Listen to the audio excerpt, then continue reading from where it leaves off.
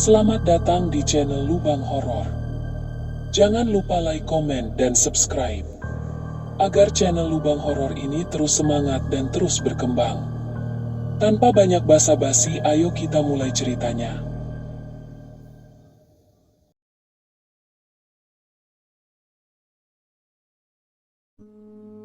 Teluk Bungkal bukanlah nama yang dikenal banyak orang. Desa kecil itu tersembunyi di balik lebatnya hutan rawa Kalimantan Timur, terpisah dari hiruk-pikuk dunia luar. Jalan masuknya hanya berupa tanah becek yang akan berubah jadi lumpur licin setiap hujan turun. Tapi bagi keluarga Darmawan, desa itu adalah awal baru. Darmawan, seorang insinyur sipil dari Jawa, dipindah tugaskan ke Teluk Bungkal untuk memimpin pembangunan jembatan penghubung yang akan membuka akses desa ke kota. Bersama istrinya, Lestari, yang tengah hamil 7 bulan, mereka tiba di desa pada pertengahan musim hujan. Penduduk menyambut mereka dengan sopan, namun kaku. Tak ada senyum lebar atau ajakan mengobrol lama. Bahkan kepala desa, Pak Muksin, hanya berkata singkat, "Jaga istri dan anakmu baik-baik, Pak Darmawan. Di sini malam tidak ramah." Lestari merasa ada yang janggal sejak pertama kali mereka menetap. Rumah kontrakan mereka berdiri tak jauh dari rawa, dikelilingi pohon-pohon tinggi yang daunnya berdesir pelan tiap malam, seolah berbisik. Penduduk sekitar selalu menutup rumah rapat-rapat sebelum maghrib, memadamkan lampu, dan tidak pernah keluar sampai fajar tiba. Malam pertama mereka di sana berlangsung sunyi, tetapi pada malam kedua, Lestari mendengar sesuatu. Seperti suara bayi, ia bangkit dari tempat tidur, berdiri di jendela, dan mengintip keluar. Tidak ada apa-apa di halaman, hanya kegelapan dan kabut tipis dari rawa yang menyebar perlahan. Namun, tangisan itu makin jelas, dan bersamanya muncul cahaya merah, seperti api yang terbang rendah, melayang-layang di antara pohon, mendekat ke arah rumah mereka. Lestari terpaku. Dalam cahaya merah itu, ia sempat melihat sekelebat sesuatu. Kepala manusia, rambut panjang menjuntai. Di bawah kepala itu tergantung organ-organ dalam seperti usus dan hati yang masih meneteskan darah. Ia menjerit. Suaranya menggema di tengah keheningan malam, membuat beberapa lampu rumah tetangga menyala. Tapi begitu orang-orang keluar dan melihat cahaya itu melesat ke langit, tak seorang pun berkata apa-apa. Esok paginya, Pak Muksin datang ke rumah mereka. "Itu bukan mimpi, Bu Lestari," katanya pelan. "Yang ibu lihat itu kuyang, dan dia sudah mencium bau darah anak ibu." Setelah peristiwa malam itu, Lestari tidak pernah bisa tidur nyenyak. Setiap suara kecil dari luar rumah membuatnya terbangun. Kadang suara sayap mengepak, kadang hanya gemerisik dedaunan, tapi semuanya terasa mencurigakan. Dan setiap kali malam datang, ia mengunci semua pintu, menyalakan dupa yang diberikan Pak Muksin, dan menempelkan daun sirih di setiap sudut rumah seperti yang disarankan. Namun, rasa takutnya tak hanya datang dari luar rumah. Beberapa hari setelah kejadian itu, Lestari mulai memperhatikan sesuatu yang aneh pada seorang perempuan yang sering datang membawakan makanan. Namanya Mbak Surti. Ia tinggal di seberang jalan. Seorang janda tanpa anak yang dikenal baik dan ringan tangan. Tapi Lestari merasa ada yang janggal. Mbak Surti terlalu ramah, terlalu sering datang. Bahkan pernah tanpa diminta, ia menyarankan untuk memijat perut Lestari dengan ramuan tertentu yang ia buat sendiri, agar bayinya sehat dan tidak diganggu, katanya sambil tersenyum. Namun matanya tajam, nyaris tak berkedip. Setelah Mbak Surti pulang sore itu, Lestari mencium aroma aneh di kamar. Bau amis, seperti darah yang mengering. Ia mengikuti baunya ke bawah tempat tidur, dan menemukan jejak darah kecil yang tak semestinya ada di sana. Ketika Darmawan pulang malam itu, Lestari memaksanya untuk mendengar semua yang ia lihat. Dengan raut khawatir, Darmawan akhirnya mendatangi Pak Muksin keesokan paginya. Di ruang tamu rumah kepala desa yang penuh dupa dan raja kuno, Pak Muksin mengangguk pelan saat nama Mbak Surti disebutkan. "Dia sudah lama kami curigai," kata Pak Muksin lirih. "Tapi kami tak punya bukti. Siang hari dia manusia seperti kita, tapi malam hari kami percaya dia bukan lagi manusia." Ia lalu menunjukkan sesuatu, kulit kerbau kering yang dililit tali ijuk, semacam jimat pelindung yang biasa dipasang di sekitar rumah atau di bawah ranjang ibu hamil untuk menolak gangguan makhluk halus. "Pasang ini malam ini juga," katanya. "Dan jangan pernah biarkan pintu sedikit pun terbuka. Jika kuyang mencium darah, ia akan kembali." Malam pun tiba, dan meskipun jimat sudah terpasang, firasat Lestari tetap tidak tenang. Ia memeluk perutnya yang membesar, mencoba tidur, tapi tak lama kemudian, terdengar lagi suara itu, lirih dan menyayat, tangisan bayi yang belum pernah lahir. Dan dari balik jendela, cahaya merah itu kembali, dan di sela-sela kerlip apinya, terlihat jelas dua mata merah menyala dan dua taring menonjol dari mulut yang menganga. Kuyang telah memilih korbannya. Malam itu udara terasa lebih pengap dari biasanya. Walau semua jendela ditutup rapat, angin dingin tetap menyelinap ke dalam rumah. Lestari duduk gemetar di ruang tengah, ditemani Darmawan yang mencoba bersikap tenang meski keringat dingin membasahi pelipisnya. Di luar, cahaya merah itu berputar-putar di sekitar rumah seperti nyala api yang hidup, mengendap-endap, mengintai. Sesuatu jatuh di dapur, berat dan basah. Darmawan mengambil parang kecil yang biasa digunakan untuk berkebun dan pelan-pelan berjalan ke arah sumber suara. Dapur rumah kontrakan itu terpisah sedikit dari bangunan utama, dihubungkan oleh lorong pendek berdinding papan. Langkahnya pelan namun tegas. Jantungnya berdegup keras saat ia mendekati pintu dapur yang sedikit terbuka. Dengan tangan gemetar, ia mendorong pintu, dan di sanalah ia melihatnya. Sebuah tubuh tergeletak di lantai dapur. Tubuh perempuan dewasa, tanpa kepala. Pakaiannya compang-camping. Namun Darmawan mengenali kain jarit bermotif daun sirih yang sering dikenakan Mbak Surti. Di sekitar tubuh itu, usus dan sisa organ terlihat masih meneteskan darah. Namun anehnya, tidak ada bau busuk. Yang ada hanyalah bau amis pekat dan bau kemenyan yang seolah membakar udara. Darmawan mundur dengan cepat dan segera mengunci kembali pintu dapur. Ia tahu satu hal pasti, ini bukan pembunuhan biasa. Ini adalah wujud asli kuyang, ketika kepala dan organ dalamnya memisahkan diri dari tubuh untuk terbang mencari mangsa. Dan itu berarti, kepalanya sedang berkeliaran di luar, terbang di langit malam, memburu darah Lestari dan anak mereka. Tanpa banyak bicara, Darmawan menarik Lestari ke kamar dan menyuruhnya tetap di tempat tidur. Ia lalu mengambil jimat dari Pak Muksin dan meletakkannya di setiap sudut ruangan, sambil membaca doa yang diajarkan warga setempat. Sementara itu, di luar, suara tangisan bayi itu berubah menjadi lolongan, seperti suara binatang terluka yang kesakitan. Disusul dentingan halus seperti angin menerpa kaca. Dan kemudian, mereka mendengar suara mencakar-cakar di atas atap. Kuyang mencoba masuk. Lestari menutup telinganya, menggigil, dan berbisik lirih berulang-ulang. "Pergi, pergi, jangan ambil anakku." Dan entah bagaimana, seakan sesuatu yang tak terlihat melindungi mereka, suara itu perlahan menghilang. Lolongan sirna, cahaya merah pun lenyap di telan gelap. Pagi harinya, Darmawan membuka dapur.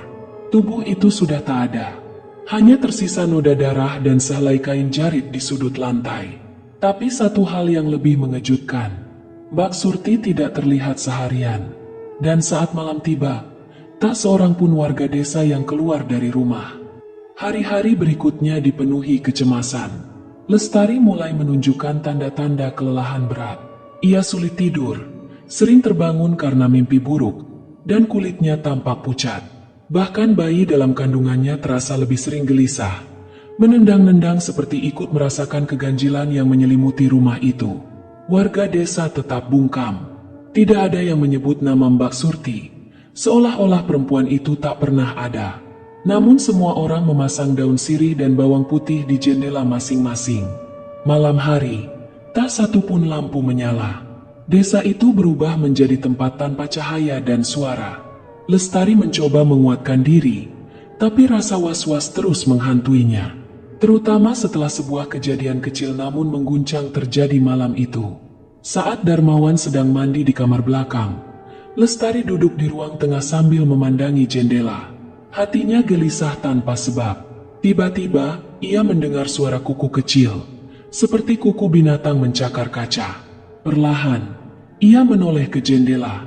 Di balik kaca buram, ia melihat bekas sesuatu yang menempel dan perlahan turun. Seperti lelehan air, namun tidak. Cairan itu kental, merah kehitaman. Dan lebih mengejutkan lagi, di tengah kaca itu, tercetak 2 bekas gigitan taring yang simetris, lengkap dengan noda darah kering di sekelilingnya. Lestari menjerit histeris. Darmawan segera keluar dari kamar mandi dan bergegas menghampirinya. Ketika ia melihat jendela, bekas itu masih ada. Ia mengusapnya dengan kain, tapi noda itu seperti melekat, tak bisa dihapus. Malam itu, Darmawan langsung memanggil Pak Muksin. Kepala desa itu datang membawa sesuatu yang tidak biasa. Kendi tanah liat berisi air hitam dan seikat ilalang kering yang dibakar di ujungnya. Ia berjalan mengelilingi rumah, menaburkan air dari kendi ke tanah, sambil membaca mantra kuno yang tidak dimengerti Darmawan maupun Lestari. Dia sudah menandai rumah ini, ujar Pak Muksin setelah selesai. Taring di jendela artinya dia hampir masuk, tapi belum berhasil. Kuyang tidak bisa masuk jika ibu dan bayi masih dalam lindungan doa dan jimat. Tapi perlindungannya tidak abadi. Lestari menangis. Ia sudah tak kuat, tubuhnya lemah. Setiap malam terasa seperti medan perang antara hidup dan mati. Tapi Darmawan bersikeras. Ia takkan pergi dari desa itu sebelum anak mereka lahir dengan selamat.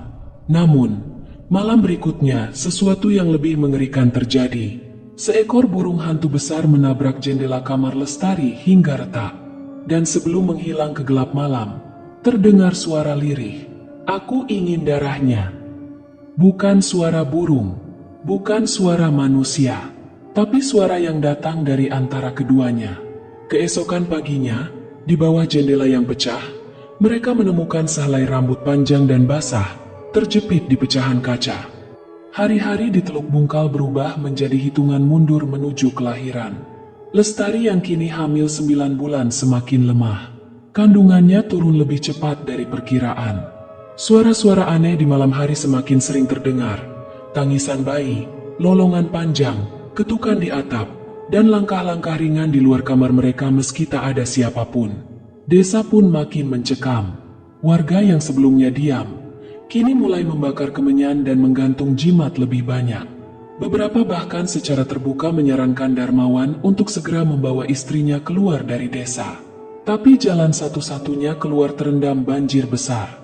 Mereka terjebak, dan Kuyang tahu itu. Malam sebelum persalinan, Lestari merasa sakit yang tak tertahankan. Kontraksinya datang lebih cepat dari dugaan. Karena bidan desa tak bisa datang, entah kenapa rumahnya mendadak dipenuhi kelelawar malam itu. Pak Muksin membawa seseorang lain, Maknah, dukun beranak tua yang dipercaya warga, namun jarang dipanggil kecuali dalam kondisi darurat. Maknah datang dengan langkah pelan, membawa kendi air bunga, benang merah, dan pisau kecil dari tembaga.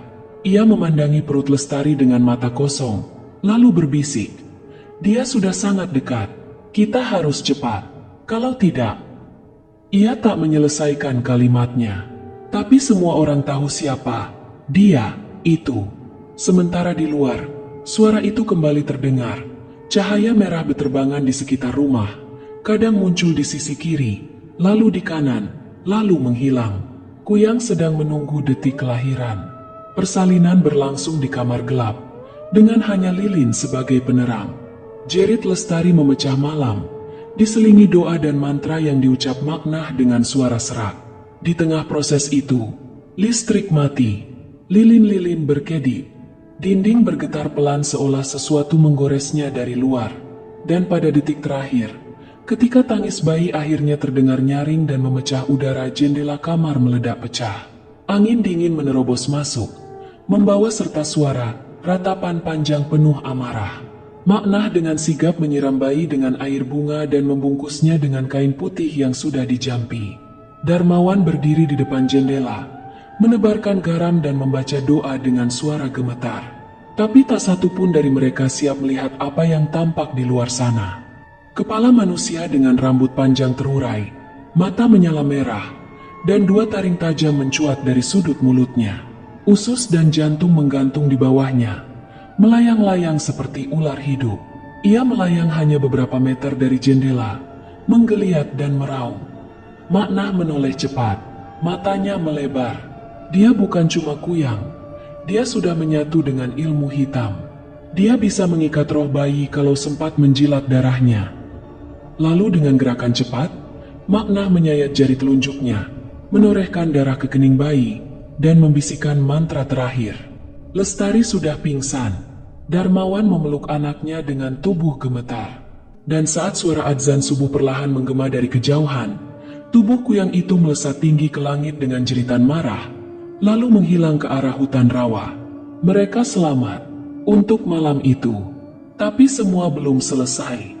Pagi itu di Teluk Bungkal, mentari terbit redup di balik kabut tebal. Warga mulai keluar dari rumah masing-masing, menatap langit yang terasa berat, seperti menyimpan bekas sesuatu yang tak terlihat. Isu tentang kuyang mulai menyebar lagi, bisik-bisik di warung dan beranda rumah, meski tak ada yang berani menyebut nama langsung. Lestari terbaring lemah, tapi selamat. Bayi laki-laki mereka juga sehat. Maknah mengatakan satu hal sebelum pergi. Selama bayi belum dipotong tali pusarnya sepenuhnya, kuyang masih bisa mencium jejak darahnya. Jaga baik-baik malam ini.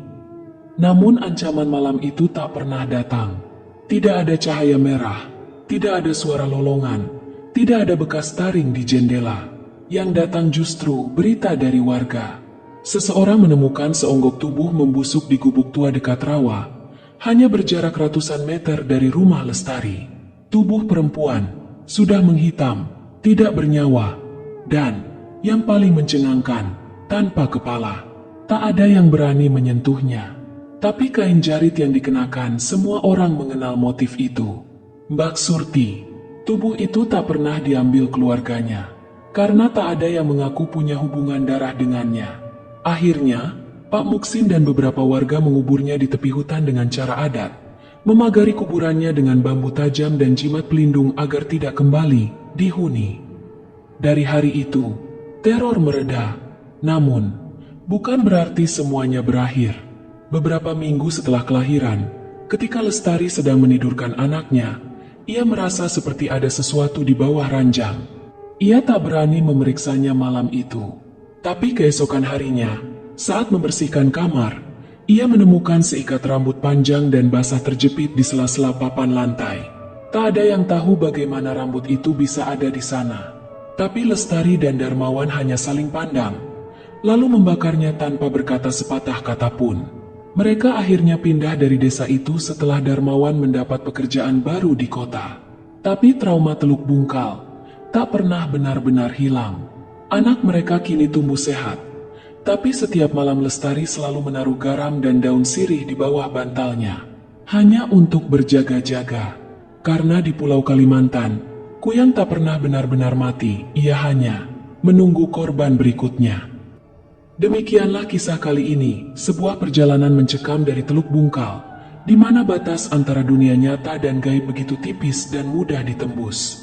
Teror kuyang bukan hanya tentang makhluk menakutkan, tapi juga tentang keteguhan hati, cinta seorang ibu, dan keberanian seorang ayah dalam melindungi keluarganya dari ancaman yang tak terlihat.